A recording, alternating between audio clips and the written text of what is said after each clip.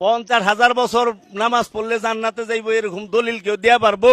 বাবা শাহালি যদি আমাকে জাহান্নামে নেয়, আমরা জাহান্নামেই যাবো। আপনারা আল্লাহর গোলামি করে জান্নাতে যান, আমরা যাবো না, আমরা শাহালির লগে থাকুম।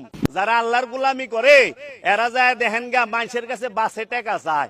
নামাজি জান্নাতে যাইবো না, পবিত্র নব জান্নাতে যাইবো। আমরা উসিলা ছাড়া কোনো কিছু বিশ্বাস করি না। আমরা চামু বাবা শাহালির কাছে, শাহালি আমাকে উসিলা, বাবা শাহালি আমাকে উসিলা।